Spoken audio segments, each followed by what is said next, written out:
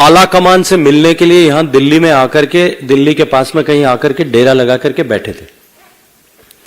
और उस समय में, उसी कालखंड में, उस समय के बीच में, उसके आसपास, मुझे एग्जैक्ट डेट याद नहीं है, सरकार के एक बहुत वरिष्ठ पदाधिकारी, कांग्रेस पार्टी के वरिष्ठ नेता, मंत्री पद का दर्जा प्राप्त व्यक्ति, जो माननीय गहलोत साहब के राजदार भी हैं और खासदार भी हैं, उनके घर पर इनकम टैक्स ने रेड किया था। और उस रेड में अखबारों में ऐसा छपा था कि उस रेड में एक लाल रंग की डायरी और कुछ आपत्तिजनक दस्तावेज उस समय रिकवर किए गए थे। राजस्थान पुलिस की मिलीभगत से उस समय राजेंद्र गुढ़ा जी जो विधायक थे और माननीय गहलोत साहब के कृपापात्र थे, उन्होंने खुद कल कहा है कि मेरी जिंदगी की सबसे बड़ी भूल है कि मैंने विश्वास किया। वो अपने 50-100 साथियों के साथ में जाकर के वहां इनकम टैक्स के अधिकारियों से जबरन वो लाल रंग की डायरी छीन करके लेकर आए थे। और ऐसा माना जाता है, उन्होंने जैसा कहा है कि उस डायरी में गहलोत साहब के बहुत सारे राज जो हैं छिपे थे। इस लाल डायरी का रहस्य क्या है, इसको आप राजस्थान का प्रत्येक व्यक्ति जानना चाहता है। और मुझे तो समझ नहीं आता कि एक लाल रंग की डायरी, जिसको लेकर के आज जब राजेंद्र गुढ़ा जी वहां विधानसभा में पहुंचे थे, तब जिस तरह से उनसे डायरी को छीनने के लिए कांग्रेस के नेताओं में होड़ मची थी और जिस तरह से जबरन उनसे डायरी छीन करके फाड़ने की कोशिश की गई, कहीं ना कहीं दाल में कुछ लाल है कि नहीं, काला जरूर है। और जैसा उन्होंने कहा है, आज उनके कहे के अनुरूप मैं राजस्थान के माननीय मुख्यमंत्री जी से प्रश्न करना चाहता हूं कि माननीय मुख्यमंत्री जी, आपसे राजस्थान की जनता ये जानना चाहती है, राजस्थान के मतदाता ये जानना चाहते हैं कि वो लाल डायरी क्यों आपने राजेंद्र गुढ़ा जी को भेज करके वहां से जबरन अधिकारियों से छीन करके मंगवाई थी। राजस्थान के गरीब जनता के पैसे, जो राजस्थान के गरीबों की भलाई के लिए बनाई गई योजनाओं में से लूटे गए थे, उन पैसों से कहां कहां कौन कौन लोग उन पैसों का उपयोग कर रहे थे, कौन उनके गुलचर्रे, उनसे गुलचर्रे उड़ा रहे थे, अपनी राजनीतिक महत्वाकांक्षाओं की पूर्ति के लिए उपयोग कर रहे थे, कब, कहां और कैसे अपने राजनीतिक आकाओं को खुश रखने के लिए उन पैसों से का उपयोग किया जा रहा था, कहां कहां उनसे प्रॉपर्टीज बनाई जा रही थी। जैसा राजेंद्र गुढ़ा जी ने कहा, 500 करोड़ रुपए का हिसाब किताब उन डायरियों में लिखा हुआ था। गरीब के पैसे से सरकार को बचाने के लिए जो पैसा इधर उधर किया गया, उसके इंद्राज उस डायरी में थे। क्रिकेट के आरसीए के चुनाव के लिए किसको किस तरह से कितना पैसा कब दिया गया था, उसके हिसाब किताब भी उस डायरी में थे। उसके अलावा भी अलग अलग तरह का माफिया जो सरकार के संरक्षण में चल रहा है, उससे जो कमीशन की राशि आ रही थी, उस कमीशन की राशि का हिसाब किताब भी उस डायरी में था।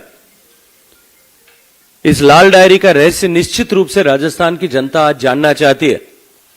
और सरकार की बौखलाहट, घबराहट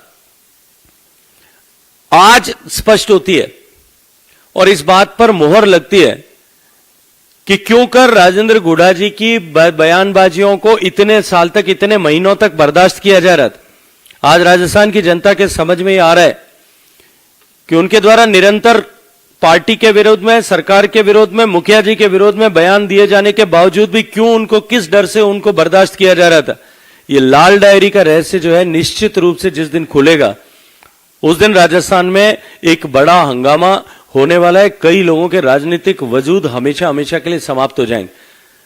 और इस डायरी को जानने की उत्सुकता आज राजस्थान के हर एक व्यक्ति के मन में। इससे आगे बढ़कर के भी उन्होंने, राजेंद्र गुढ़ा जी ने अजमेर ब्लैकमेल कांड के बारे में भी चर्चा की है। अजमेर ब्लैकमेल कांड आप में से बहुत सारे लोगों के संज्ञान में होगा। 1992 में, जिसमें कई 100 बालिकाओं के साथ में, स्कूल कॉलेज में पढ़ने वाली लड़कियों के साथ में ब्लैकमेल करके और दुर्व्यवहार जो है कदाचार किया गया था। अनेक लड़कियों ने उस समय में सुसाइड किया था। उसको लेकर के भी उन्होंने प्रश्न खड़ा किया है कि उस समय में क्यों करके वर्तमान के मुख्यमंत्री जाकर के उस समय जो है जांच करने वाले अधिकारी और उस समय के एसपी से जाकर के प्रोटोकॉल तोड़ करके प्राइवेट गाड़ी में मिले थे। निश्चित रूप से राजस्थान की जनता आज भी उस दुख को, दर्द को नहीं भूली है। उसको जानने की उत्सुकता भी एक बार फिर बाहर आई है और एक जिन्न बोतल के बाहर और निकला है। राजस्थान में ये जो कांग्रेस की भ्रष्टतम सरकार है, ये तो एक डायरी की चर्चा राजेंद्र गुढ़ा जी ने की है। अगर ठीक से जिस दिन जांच होना प्रारंभ होगी, जब पेपर लीक की डायरी निकलेगी, वो शायद नीले रंग की होगी।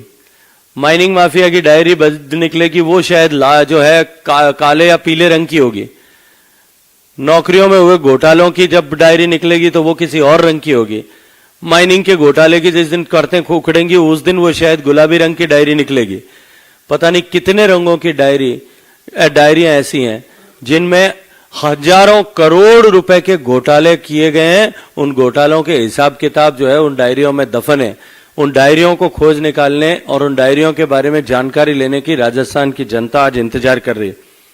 गरीब के कल्याण के लिए, गरीब के जीवन में परिवर्तन लाने के लिए जो योजनाएं बनी, उन योजनाओं के पैसे को डकार करके ऐसी लाल, पीली, काली, नीली, हरी, गुलाबी डायरियों में लिख करके किन लोगों ने कहां कहां उपयोग किया है, किन किन स्वार्थों के लिए उपयोग किया है। कभी सरकार बचाने के लिए, कभी राज्यसभा का चुनाव जिताने के लिए, कभी बेटे को आरसीए का अध्यक्ष बनाने के लिए, कभी अपने आकाओं को खुश करने के लिए, और कभी अपने लिए, अपनी 7 पुश्तों के लिए संपदा एकत्रित करने के लिए जिन्होंने उपयोग किया है, उनसे आज राजस्थान के मतदाता, राजस्थान की जनता, राजस्थान के आबाल वृद्ध सभी लोग जो हैं आज जवाब मांग रहे हैं। मित्रों, राजस्थान में जिस तरह से ये भ्रष्ट सरकार काम कर रही है, इसने भ्रष्टता के सारे रिकॉर्ड तोड़ दिए। केंद्र की योजनाओं के इंप्लीमेंटेशन में भ्रष्टाचार हो रहा है, राज्य के सरकार की योजनाओं में भ्रष्टाचार हो रहा है, और उन भ्रष्टाचार से कमाए हुए अकूत धन से अपने राजनीतिक स्वार्थों की प्राप्ति के लिए जो है वो की प्राप्ति के लिए उस धन का उपयोग किया जा रहा है। और अपुष्ट सूत्रों से खबर मिली है कि राजस्थान की ये जो लाल डायरी का जिन्न है, अगर ये बाहर आ जाता है तो इसके सूत्र जो है जयपुर से निकल करके दिल्ली में कांग्रेस मुख्यालय तक जोड़ने वाले। क्योंकि जैसा मैंने कहा कि ये जो अवैध रूप से गरीबों के हितों पर डाका डाल करके जो पैसा कमाया गया, जिनको इन लाल, हरी, पीली, नीली, गुलाबी डायरियों में अंकित किया गया, वो सारा पैसा जो है, उसमें से बहुत सारा पैसा अपने आला कमान को खुश रख करके और कुर्सियों पे बने रहने के लिए भी उपयोग किया गया है। निश्चित ही ये डायरी का जिन्न एक बार जो निकला है, ये कई दिन तक राजस्थान के राजनीतिक रणांगन में कई दिन तक इस जिन्न का नृत्य आप सबको देखने को दिखाई देगा। बहुत बहुत धन्यवाद। कोई प्रश्न हो तो पूछ सकते हैं।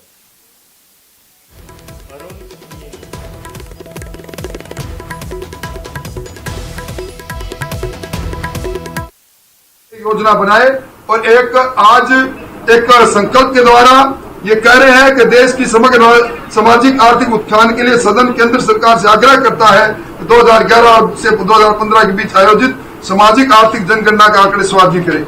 मैं आप सब लोगों का ध्यान उस मामले की ओर दिलाना चाहता हूं